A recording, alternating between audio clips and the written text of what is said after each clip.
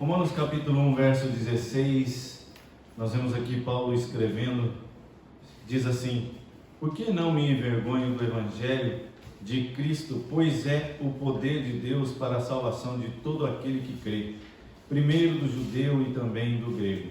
Amém? A nossa verdade prática, a nossa responsabilidade para a salvação de todos os seres humanos, mediante o Evangelho de nosso Senhor Jesus Cristo, nos torna servo de todos. Amém? De todos. Então, na nossa lição aqui, nós temos também o texto da lição baseado em Marcos capítulo 16, do verso 14 ao verso 20. Marcos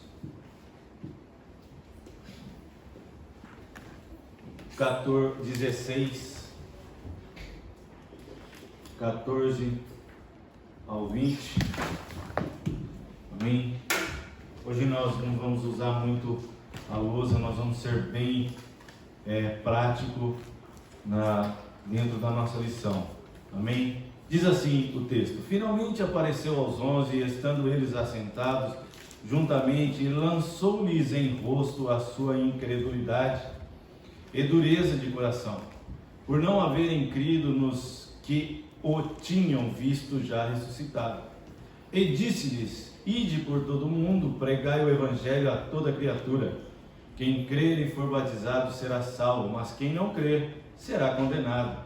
E estes sinais seguirão aos que crerem: em meu nome expulsarão demônios, falarão novas línguas, pegarão nas serpentes, e se beberem alguma coisa mortífera não lhes fará dano algum.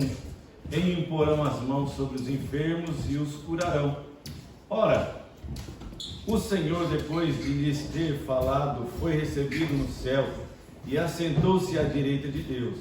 E eles, tendo partido, pregaram por todas as partes, cooperando com eles o Senhor e confirmando a palavra com os sinais que se seguiram.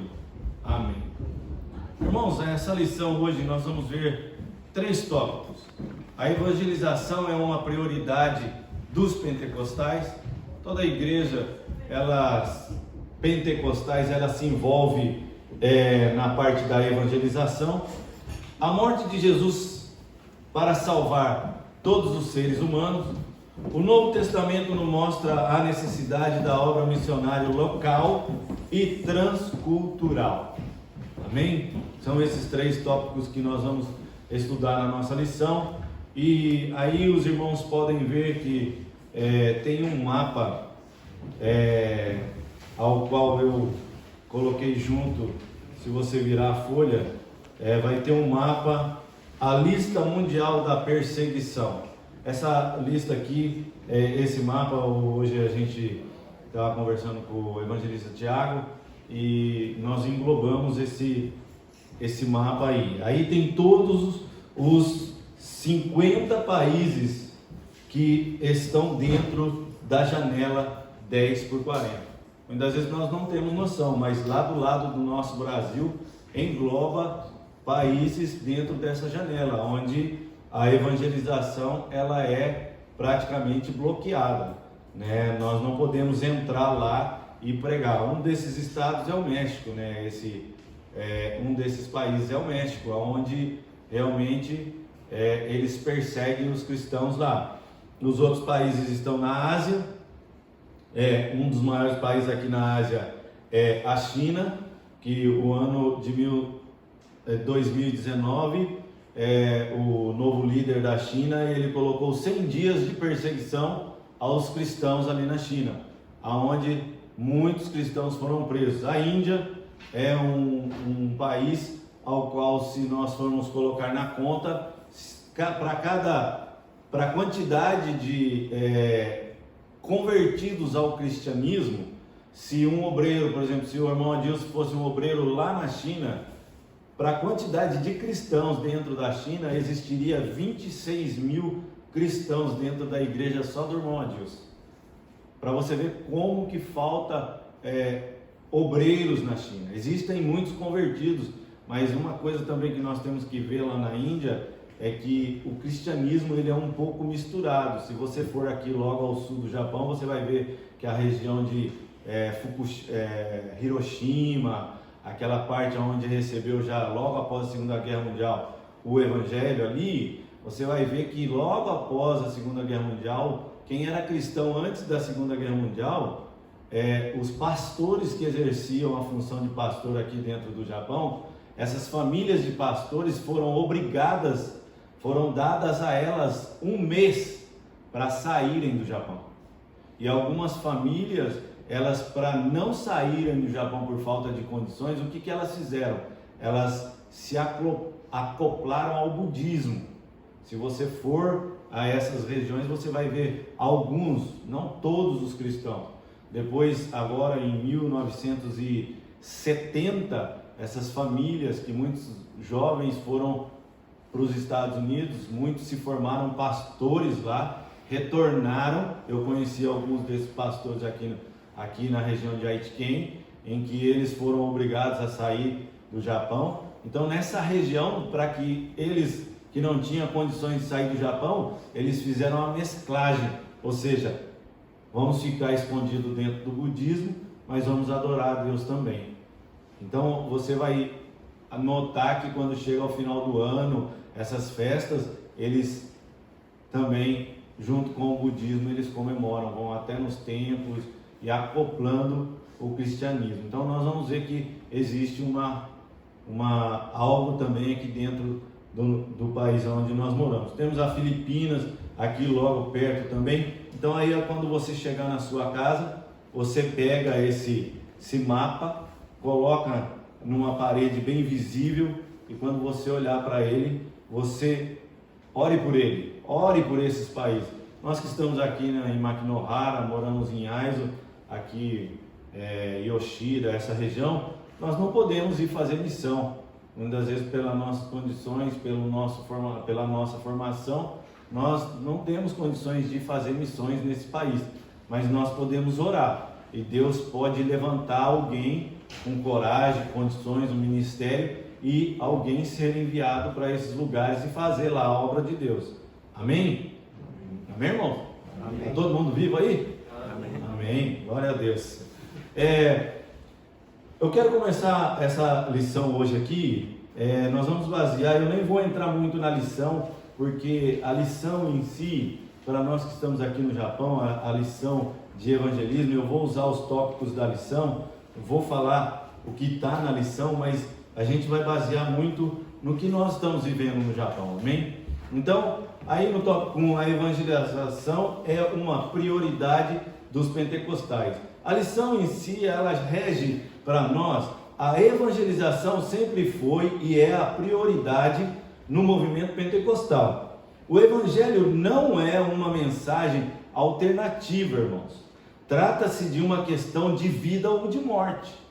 Ou você leva a vida, ou esse povo aí do lado de fora, eles vão morrer.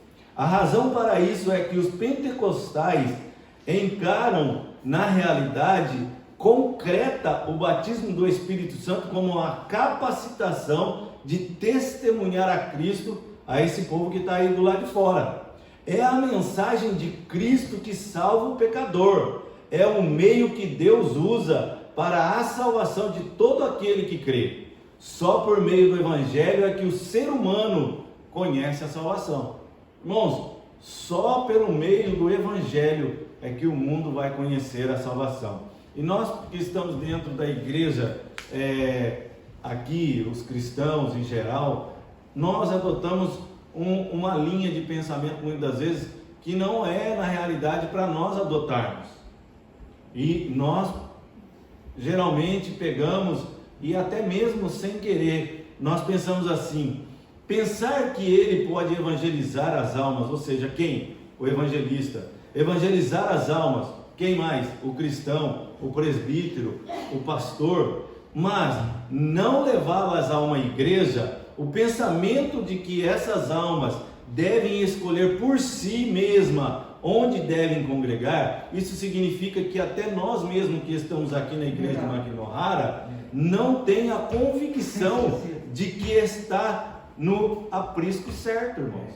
Se nós acharmos, nós evangelizarmos uma alma e achar que ela tem que ir para outra igreja Então significa que você mesmo não tem a convicção de que a sua igreja é melhor até mesmo para você. Então você tem que procurar essa convicção dentro de você, que aonde você está também é bom para aquela outra alma, para aquele a quem você está evangelizando.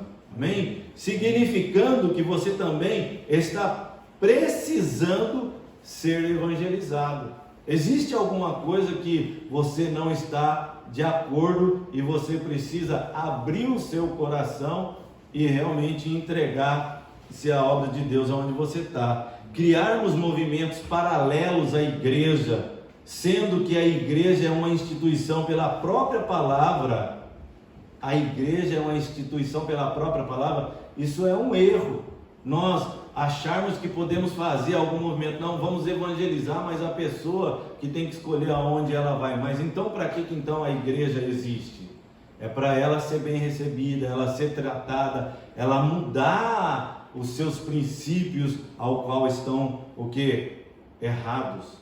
Outro pensamento é que estamos ganhando almas para uma instituição qualquer. Nós pensarmos que, não, eu vou levar alguém para a igreja para quê? Para o ministério crescer, para a igreja crescer, o que eu vou ganhar com isso? A sua vista aqui nessa terra, talvez você não receba nada, mas a Bíblia, a promessa é essa, a Bíblia está te prometendo que o seu galardão no céu, você receberá. Isso que é o interessante.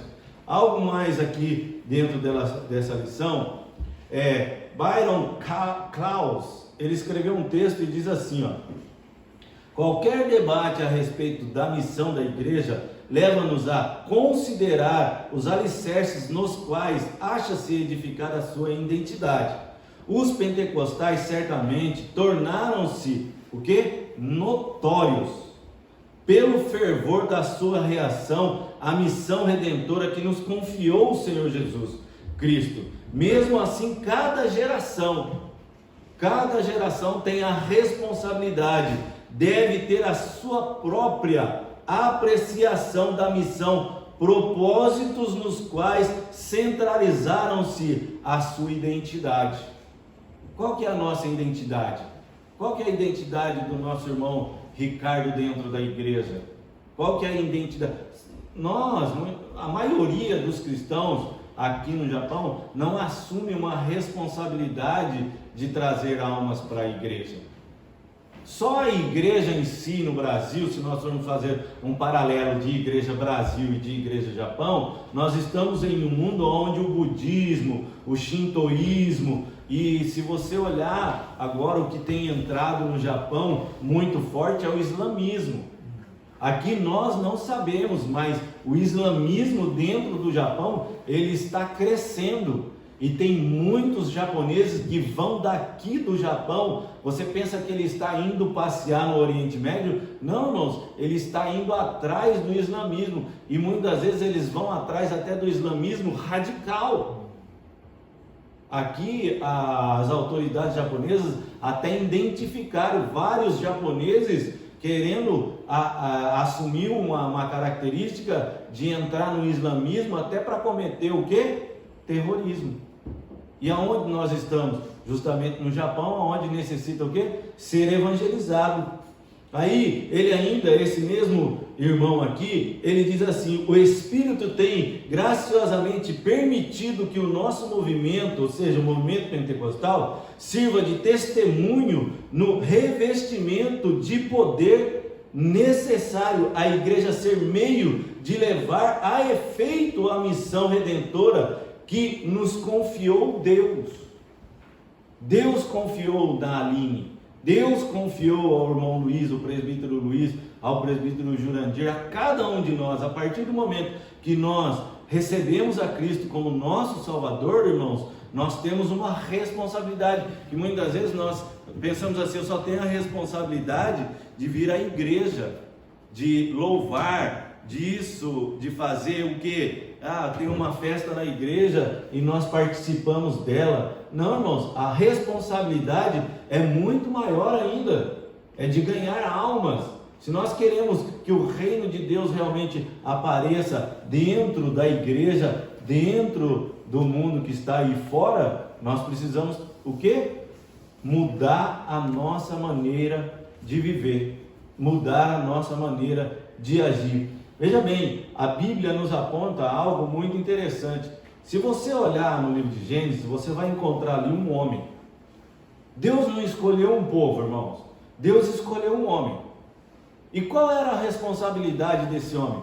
Deus escolheu um homem chamado Abraão, certo? Todo mundo aqui conhece o pai da fé, o homem que andou no deserto, foi ao Egito, voltou, furou poços, é pai de Isaac, a mulher dele era estéril. Você vai ver que Deus escolheu ele com um propósito. E nós que estamos dentro da igreja, lemos a Bíblia e não enxergamos a maioria, ou seja, o maior propósito que Deus tinha a respeito da vida de Abraão. O que Abraão representava em cima dessa terra, naquele solo arenoso onde ele andou?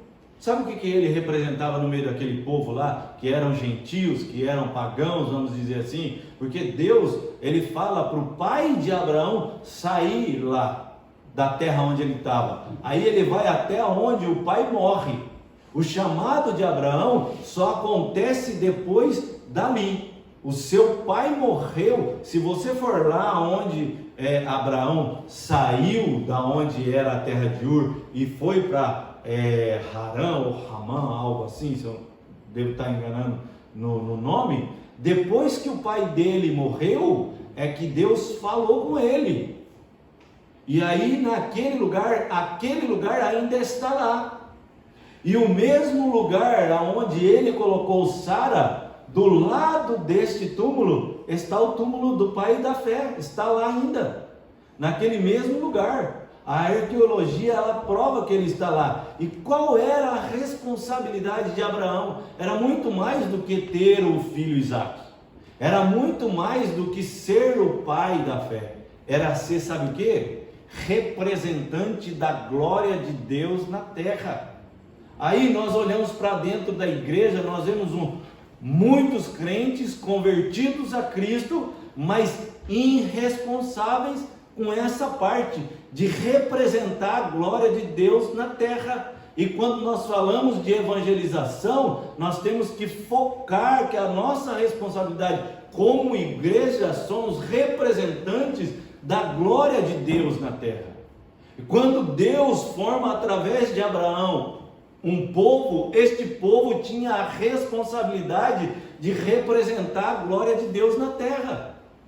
Quando você sai da igreja para evangelizar e entregar um folheto, ajudar um irmão, representando a igreja onde você está, significa que você está representando a glória de Deus na terra. É essa a nossa função. E nós temos visões, muitos têm essa visão ofuscada, não conseguem enxergar essa responsabilidade. Então, nós precisamos ver isso, nós precisamos enxergar isso. Um tópico dentro da lição aqui que nós estamos estudando, ela diz assim: quem é batizado com o Espírito Santo tem o poder de Deus na sua alma e tem poder com o quê? Deus, Espírito Santo, e com os homens. Irmãos, quando você leva a palavra de Deus, você tem poder de estar libertando aquelas pessoas através dessa palavra que você está entregando. Então nós precisamos ver na área da evangelização da igreja, na igreja, essa responsabilidade, aquilo que muitos não conseguem fazer. Segundo tópico, poder sobre o reino de Satanás, sobre todos os emissários deste, sobre os demônios. Deus entregou isso. E hoje nós estamos vendo que a igreja, ela não digo em geral, mas muitos estão, vamos dizer, vamos deixar Satanás de lado e vamos seguir por aqui como coisa que Satanás não existe. Como que coisa que os demônios não existem. Mas na lição passada, se você analisar a lição, até eu não entrei nesse tópico, a lição em si, eu acho que não tenho certeza, mas no segundo tópico, diz que muitas doenças que os cristãos existem, né, nos cristãos, são influência dos demônios. E se você for estudar como os demônios agem, eles não são oniscientes. O mesmo demônio que está lá no Brasil não é o mesmo demônio que trabalha aqui na Ásia, no Japão, não, irmãos. Eles são mais organizados ainda. E isso não é 1 milhão, não é 1 bilhão, não. São muitos demônios que existem e nós estamos de olho, querendo, meio que com medo, não vamos olhar para cá, não. Entendeu? Então, nós temos que ver que a palavra de Deus, ela é ao todo. O terceiro, quando o Espírito Santo vem sobre nós e nos usa como seus instrumentos, esse é o poder que convence os homens e as mulheres e os leva a ver que servir a Jesus Cristo é uma realidade.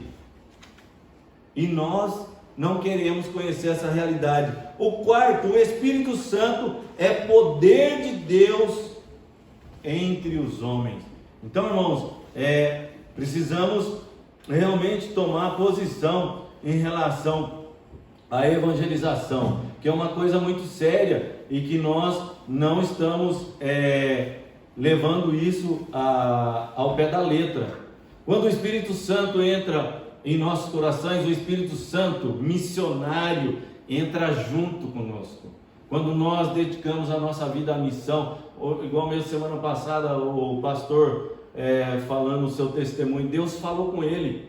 Talvez você esteja sentado na igreja e Deus, você olha para você e você vê que você não tem chamado. Não, você tem um chamado.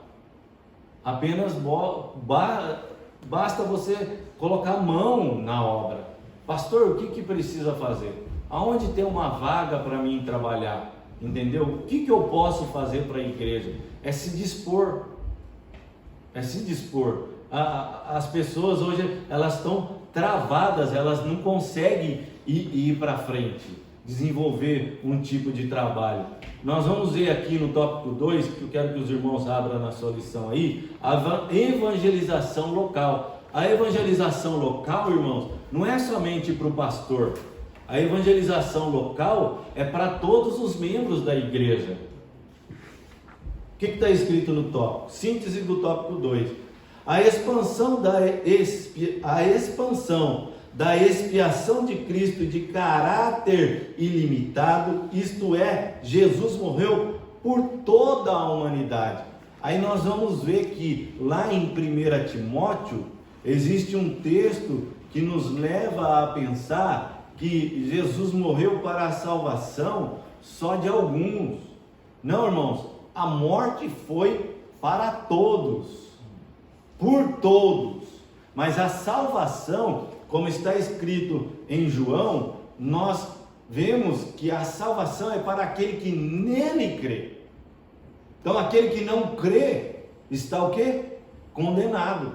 A mensagem para as nações, no tópico 2, irmãos, aí evangelização local transcultural, no tópico 2, a mensagem é a mesma, ou seja, para todas as nações, para o país. Se você é brasileiro, a mensagem que você prega dentro do Brasil da evangelização é a mesma.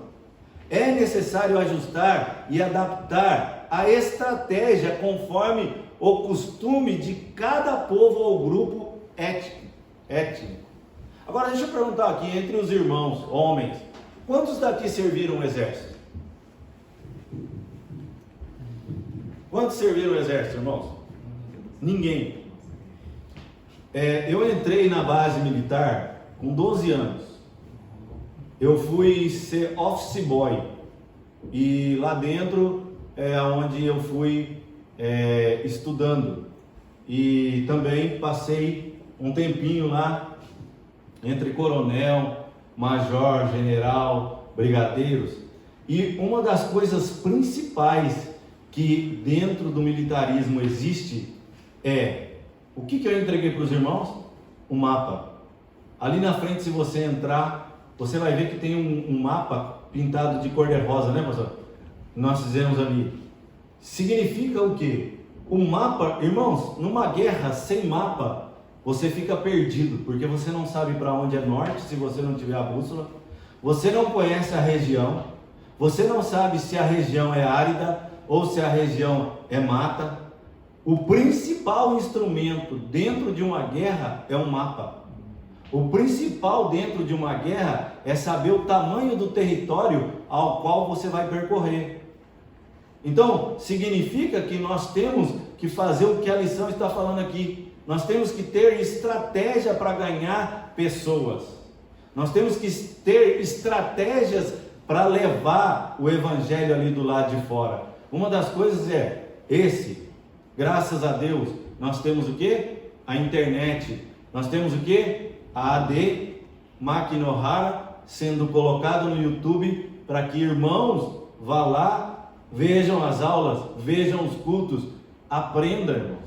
Então esse já é um movimento, já é uma estratégia.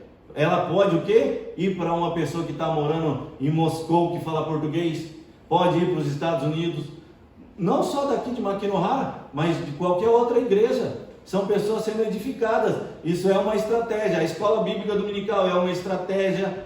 Os cultos de quarta-feira é uma estratégia. Mas nós precisamos o quê? Ter a coragem de sair lá do lado de fora e demonstrar que nós somos o quê? Cristãos. Na sua revista, veja como Paulo introduz a sua pregação na sinagoga de Antioquia da Pisídia para se anunciar a Jesus. E compare com o discurso no Areópago em Atenas. O cristianismo não tem o objetivo de padronizar o mundo e nem destruir as culturas. Sua mensagem, porém, é universal. No dia do triunfo de Cristo e da igreja, cada povo ou etnia se apresentará louvando a Deus na sua própria cultura. Ou seja, mesmo sendo transformado, o pastor aqui, ele acredita que cada etnia se apresentará diante de Deus da maneira em que ele louvava aquilo, ele vai louvar lá. Ou seja, nós que estamos aqui, fazemos parte da igreja de Makinohara, nós vamos nos reconhecer lá em cima. Nós vamos saber, Aline, eu te conhecia lá. Irmãos, nós vamos ter esse privilégio de chegar lá, Deus, estamos aqui para te louvar. O que nós vamos fazer daqui para frente? Nós até imaginamos e cremos naquilo que nós vamos fazer depois na vida eterna. Nós cremos nisso. Ou seja, nós temos um propósito de sermos salvos, irmos morar no céu. Por isso o apóstolo Paulo disse que, sendo livre, se fez servo de todos, judeu para os judeus, sem lei para os sem lei, para ganhá-los para Jesus. Quantas pessoas você evangeliza num dia, irmão? Você já parou para pensar? Quantas pessoas você tem evangelizado, falado de Jesus? Os irmãos já pararam para pensar? Quantas pessoas você tem evangelizado? Irmão Silvio, outro dia ele falou a respeito de um iraniano que trabalha com ele. Irmãos, primeiro, para evangelizar alguém do Oriente Médio, se nós formos analisar a maneira deles pensarem, o primeiro pensamento que uma pessoa do Oriente Médio, quando ele vê que você é cristão, e se você entrar no Afeganistão, Paquistão, no Irã, no Iraque, o primeiro pensamento que ele cria a seu respeito é: o que esse estrangeiro está fazendo aqui? Segundo, por que ele quer ensinar Jesus Cristo aqui, a sua religião, sendo que eu já tenho a minha? Eu não sei se os irmãos acompanharam o ano passado, já foi em 2016, se eu não estiver errando a data. Na televisão estava passando um japonês da igreja da Assembleia de Deus, para quem não sabe, de Tóquio. Ele foi ao Afeganistão e ele estava ensinando como fazer irrigação de arroz. Ou seja, ele estava desviando o curso do rio para fazer um alagamento naquela terra árida e ali virar uma plantação de arroz para matar a fome daquele povoado. Eles esperaram ele fazer tudo isso, irmãos. E depois de meses que já estava tudo, o arroz estava tudo plantado, eles o assassinaram. Sabe por quê? Porque eles têm o pensamento de que se o rio corre naquele curso, é porque Deus quis. Então, por que mudar o curso do rio? Se você for em outra etnia, lá mesmo no Paquistão, um outro japonês também foi, agora esse foi assassinado em 2019, logo no final, não lembro se é setembro ou outubro. São 3, esse eu não sei se ele era da mesma igreja ou não, mas o outro que foi assassinado foi um evangelista da mesma igreja Assembleia de Deus, onde ele foi decapitado. Então quer dizer, nós que estamos dentro da igreja, nós não temos nem ideia daquilo que realmente o missionário passa no lugar onde ele está. Se nós formos ver, quem está na África do Sul já é um pouco mais ameno a perseguição, mas veja bem, na Angola, até em Moçambique, onde fala português, a perseguição é contínua. Aqui no Japão nós vimos a mulher, a japonesa vindo aqui, né, reclamando do horário não, do barulho. Isso, irmãos, é quando eles se sentem ameaçados na sua fé, na sua crença. Eu não sei se os irmãos lembram que eu falei que do lado da minha casa tem uma pedra. A mulher lava essa pedra todos os dias. Ela troca a flor todos os dias. E toda vez que ela está lá, ela tem alguém junto com ela. Mas o dia que eu pegar ela sozinha, eu vou fazer algumas perguntas a ela. Ainda não encontrei ela lá sozinha. Eu sou o tipo da pessoa que eu tenho coragem. Eu tenho coragem de chegar e perguntar. Eu tenho coragem de evangelizar. E é uma das características que quem é evangelista, que quem tem a vontade de levar a palavra de Deus, tem que ter, irmãos. Senão nós passamos a sermos os covardes bíblicos. E nós não podemos ser assim. E senão nós vamos falar, para nós mesmos nós vamos perguntar, por que Jesus morreu? Para que Jesus morreu? Por quem Jesus morreu? Nós estaremos dentro da igreja apenas passando o tempo. Nós viemos para a igreja apenas como desculpas. E é algo que nós precisamos encerrar esse círculo. Aí quer dizer, nós precisamos só sermos salvos. E o que? Deus por um e Deus por todos. E Ele que arrume quem quer ser evangelista, quem quer ser pregador da palavra de Deus. Então, por quem Jesus morreu? Que é um dos tópicos que está aqui na nossa revista. Então, o Novo Testamento nos mostra a necessidade da obra missionária local e transcultural. O que é evangelização, irmãos? Adilson, o que é evangelização? Anunciar, né? A palavra de Deus. Anunciar Cristo. Evangelismo e evangelização é um pouco diferente. O que é evangelização? Na palavra do irmão. A evangelização precisamos ser evangelizados, né? Tem que ter uma base para poder falar. Para levar a evangelização. Para anunciar. Irmãos, o fundador do movimento pentecostal na Rua Azusa, ele fez 3 pronunciamentos. Ele disse assim: a igreja é chamada a ministrar a Deus através da adoração dentro da igreja. Segundo, é chamada a ministrar os membros da própria igreja. Os membros da igreja devem exercer os dons e a cainonia do Espírito num relacionamento de mútua edificação. Mútua edificação entre os irmãos.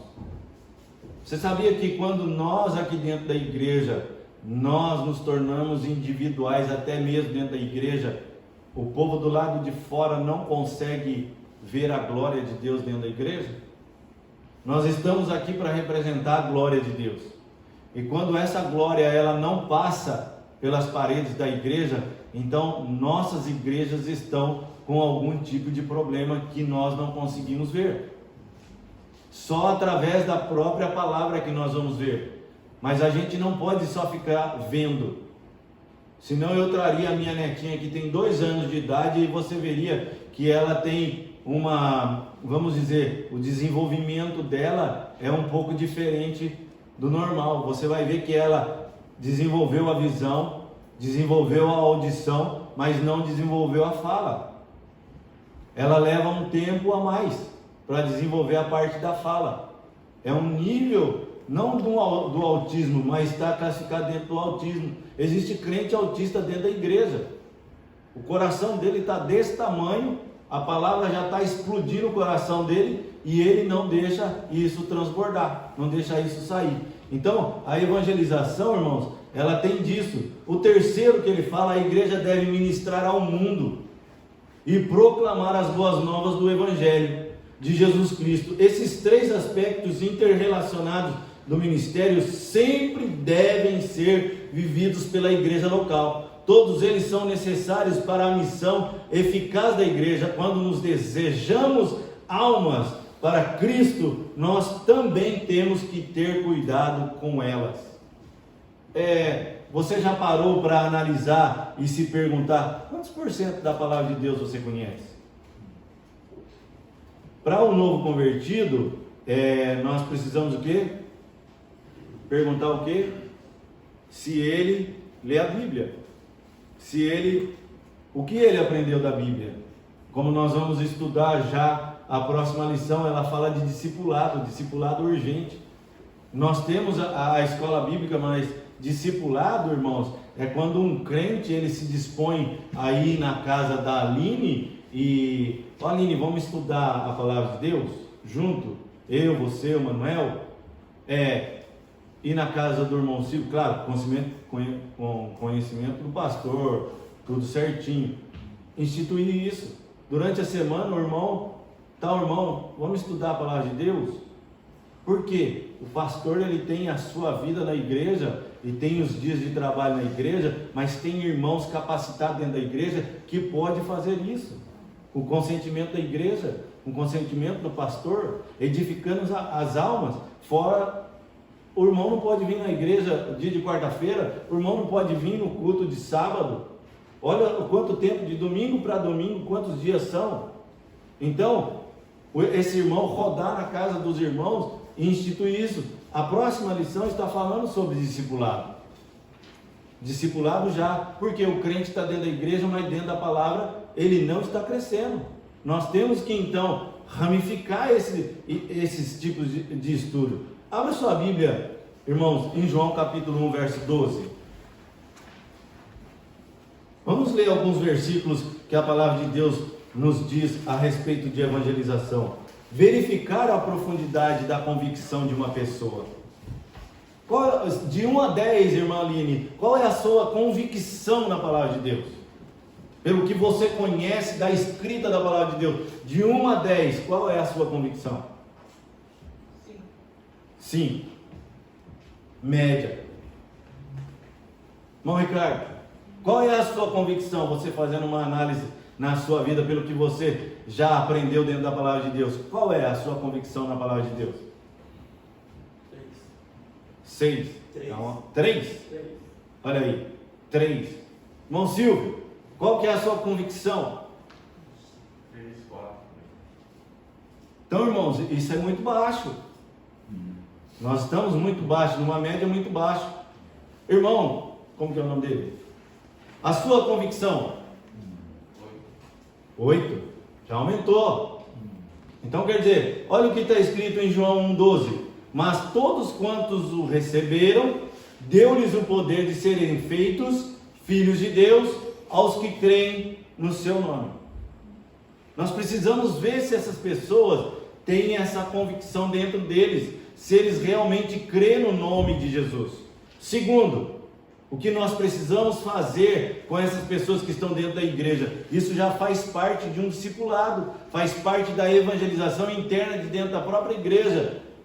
Aconselhar no sentido de obter uma verdadeira comunicação de arrependimento. Existem crentes dentro da igreja que estão dentro da igreja, escutam a palavra de Deus, mas não sabem nem do que tem que se arrepender. Entendeu? Continua vindo na igreja, mas continua um ciclo. Tem crente de 10, 20, até de 50 anos. Ele criou uma rotina dentro da sua vida e ele não sabe. João 17,9, por favor. E depois nós vamos para a leitura de Romanos capítulo 1, verso 1 e Romanos capítulo 2. Por que nós estamos dentro da palavra de Deus? E por que nós devemos evangelizar? João 17, 9 e João 3, 36. Eu vou ler os dois versículos juntos. Eu rogo por eles, não rogo pelo mundo, mas por aqueles que me deste, porque são teus. Aquele que crê no Filho tem a vida eterna, mas aquele que não crê no Filho não verá a vida, mas a ira de Deus sobre ele permanecerá. Porque ele se converteu a Cristo, mas não tem a convicção. Do capítulo 1, verso 12. Está vendo como que é importante nós sabermos a convicção do nosso irmão que está do nosso lado? Para auxiliar ele, para ele ter uma mudança de vida e para ele obter a convicção daquilo que está escrito aqui. O que? Do crer. Terceiro, não somente orar com o novo convertido, mas deixar que ele expresse o seu próprio coração diante de Deus. Nós intercedemos. Tem pessoas que vêm na igreja e pedem oração, e toda vez pede oração. Irmãos, não, é ensinar essas pessoas que ele já foi rasgado o véu. Os irmãos sabem qual era a largura do véu que tinha no templo? Os irmãos já estudaram para saber a largura, e o incrível é que ele não rasgou de baixo para cima, porque senão poderia ter na cabeça assim, rasgaram, foram lá e meteram a faca no véu. Não, ele rasgou de cima a baixo. Os irmãos estão com a liberdade da próxima aula trazer qual era a largura, a espessura do véu do templo que foi rasgado, irmãos. Porque nós precisamos conhecer e dizer a esses novos convertidos de que o véu foi rasgado. Eles mesmos já têm o que? A entrada livre. Quarto, ter a certeza de que trouxe o novo convertido para um lugar seguro. Irmãos, você tem convicção de que essa igreja é um lugar seguro para você? Você precisa ter isso. Uma das coisas que nós não conseguimos ganhar pessoas para Jesus é quando nós não temos a convicção da onde nós estamos. Nós não temos a convicção de que a igreja está sendo boa para nós, que a igreja está nos ensinando, está suprindo a nossa alma. Porque o que acontece? Nós ficamos com medo de evangelizar. Aí nesse tópico, Romanos capítulo 8, verso 16, diz assim: o mesmo Espírito, nós vamos até o verso 21, pulando 20 e o 19. O mesmo Espírito testifica com o nosso Espírito que somos filhos de Deus. Verso 18: porque para mim tenho por certo que as aflições deste tempo presente não são para comparar com a glória que em nós há de ser revelada. Então nós queremos que a glória de Deus seja revelada por completo aqui, nós estamos enganados, mas na esperança de que também a mesma criatura seja libertada da servidão, da corrupção, para a liberdade da glória dos filhos de Deus. Ou seja, a glória de Deus, a maior glória, ela ainda está sendo o quê? Ela está para ser o quê? Revelada. Agora, nessa mesma folha que eu te dei com o resumo da lição, atrás tem o capítulo todo do capítulo 2 de Romanos e tem o capítulo 1, verso 1. Os irmãos que não têm, aqui está em espanhol. Em português entregou tudo? Vamos ler esse capítulo, irmão, e nós vamos analisar algumas coisas dentro desse capítulo. Esse capítulo não tem o versículo, praticamente eu peguei ele sem versículo. Por quê? Para nós termos um alusionamento do como que foi escrito sem os versículos, porque foi separado depois com versículos, amém? O versículo 1 de Romanos, capítulo 1, verso 16, diz assim: por que não me envergonho do evangelho de Cristo, pois é o poder de Deus, para salvação de todo aquele que crê, primeiro do judeu e também do grego. Por que do judeu? Da língua hebraica, para os hebreus, para os judeus. Da língua grega, por quê? Do grego, onde o Novo Testamento foi lido. Agora veja bem o capítulo 2, do verso 1 ao 29, está escrito assim, ó: portanto, és inexcusável quando julgas, ó homem, quem quer que seja, porque te condenas a ti mesmo naquilo em que julgas o outro, pois tu que julgas fazes o mesmo. E bem sabemos que o juízo de Deus é segundo a verdade sobre os que tais coisas fazem. E tu, ó homem, que julgas os que fazem tais coisas, cuidas que fazendo-as tu escaparás ao juízo de Deus? Nós muitas vezes estamos julgando as pessoas, mas nós estamos praticando as mesmas coisas. Então Paulo aqui, ele está perguntando: você que julga os outros e pratica a mesma coisa, você está pensando que você, só por estar dentro da igreja, você está livre do julgamento de Deus? De maneira alguma. Ou desprezas tu as riquezas da sua benignidade, paciência e longanimidade, ignorando que a benignidade de Deus te levará ao arrependimento? Ou seja, só porque Deus é bom vai te levar ao arrependimento, se você não mudar o seu modo de pensar? Mas segundo a tua dureza de teu coração impenitente, entousarás a ira para ti no dia da ira e da manifestação do juízo de Deus, o qual recompensará cada um segundo as suas obras, a saber, olha aqui, Paulo já dá uma explicação, porque nós temos assim, estamos dentro da igreja, estamos salvos, o mundo está condenado, mas aqui Paulo, ele já está dizendo a seguinte coisa, que você que está na lei será julgado como está na lei, mas aquele que está no mundo será julgado conforme o seu coração. Então veja bem, aqui, a partir daqui, a saber, a vida eterna aos que com perseverança em fazer bem procuram glória, honra e incorrupção, mas a indignação e a ira aos que são contenciosos, desobedientes à verdade, à obediência e à iniquidade, tribulação e angústia sobre toda a alma do homem que faz o mal, primeiramente do judeu e também do grego.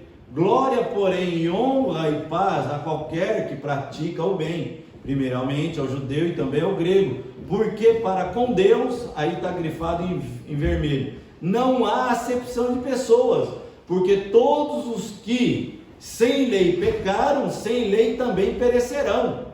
Ou seja, o mundo não conhece a lei que foi instituída para que eles conhecessem o pecado. Por que você conhece o que é pecado?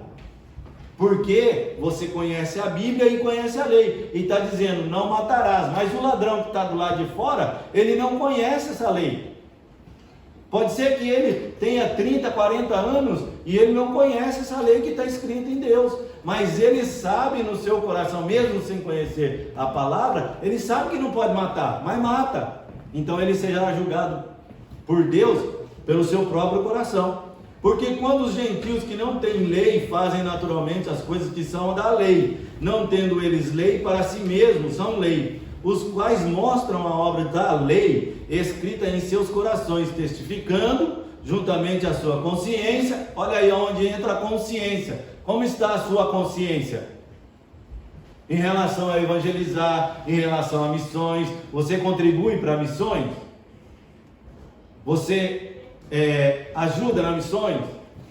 Isso é interessante. Paulo está falando isso aqui. Aí, eis que tu que tens por sobrenome judeu e repousas na lei e te gloria em Deus e sabes a sua vontade e aprovas as coisas excelentes, sendo instruído por a lei, e confias que és guias dos cegos, luz dos que estão em trevas, instruidor dos nécios, mestres de crianças, que tem a forma de ciência e da verdade na lei, tu, pois, que ensinas a outro, não te ensinas a ti mesmo? Olha que importância você tem a Bíblia dentro da sua casa e você não a lê. O que nós falamos em 2 lições atrás? Nécio. Não conhece. É nécio, irmão.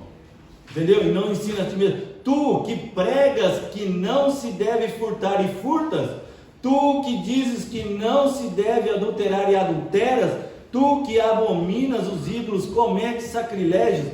Sacrilégios, irmãos, é adoração a imagens.